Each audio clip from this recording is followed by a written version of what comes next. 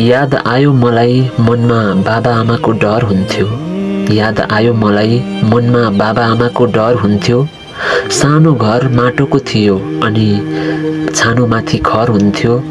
याद आयो मलाई मनमा बा आमाको डर हुन्थ्यो।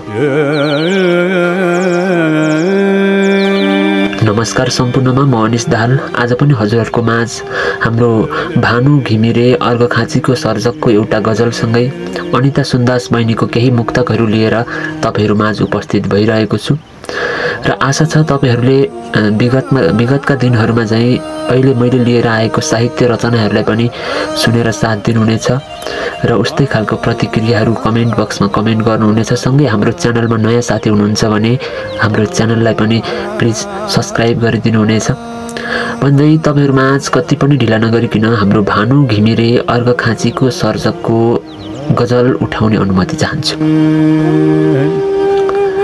याद आयो मलाई मनमा बाबा आमाको डर हुन्थ्यो।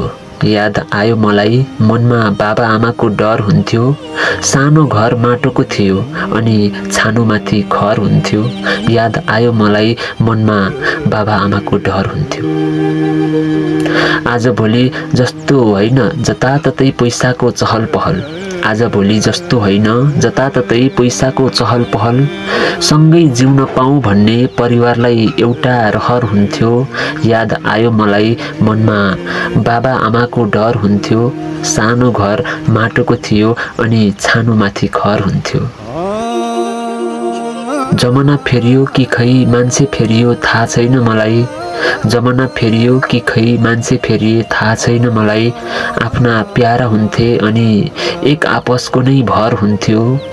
सानो घर माटोको थियो छानोमाथि खर हुन्थ्यो। याद आयो मलाई मनमा बाबा आमाकै डर हुन्थ्यो। यति धेरै परिवर्तन भएछ मेरो देश धुलै धुलो मोटरमा। यति धेरै परिवर्तन भएछ मेरो देश धुलै धुलो मोटरमा। कस्तो अचम्म सम्झिँदा जहाँ पिपलसँगै बर हुन्थ्यो। याद आयो मलाई मनमा बाबा आमाकै डर हुन्थ्यो। सानो घर माटोको थियो अनि छानोमाथि खर हुन्थ्यो। सानो घर माटोको थियो अनि छानोमाथि खर हुन्थ्यो।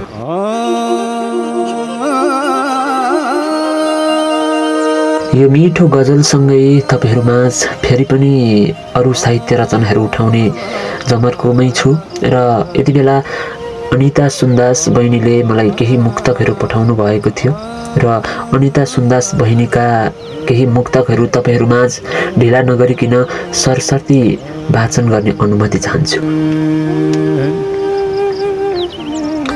तिमीले आफ्नो मन फेर्यौ के अनौठो मान्नु। म भन्दा धेरै राम्रीलाई हेर्यौ के अनौठो मान्नु। सबै थोक तिमी हौ भन्थ्यौ तर म त अप्सनमा पो रहेछु।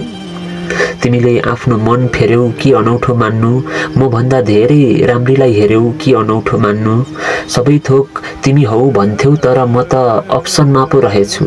मेरै अगाडि अङ्गालोमा अर्कीलाई बेर्यौ के अनौठो मान्नु।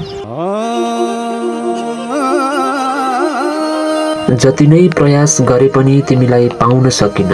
ओठको मुस्कान खोसेर लग्यौ अनि रमाउन सकिन। नपाउन सक्छु तिमीलाई न त भुल्न नै सक्छु सानो।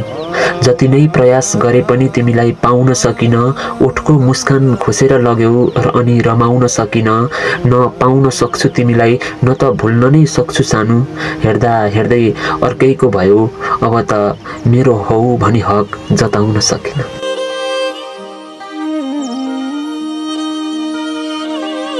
कोही कोही मान्छेहरू यति धेरै प्यारो किन हुन्छ। ऊ नबोल्दा मन भारी भई अप्ठ्यारो किन हुन्छ। मेरो मनभरि अनगिन्ती प्रश्नहरू गुम्सिएका छन्। कोही कोही मान्छे यति धेरै प्यारो किन हुन्छ। ऊ नबोल्दा मन भारी भई अप्ठ्यारो किन हुन्छ।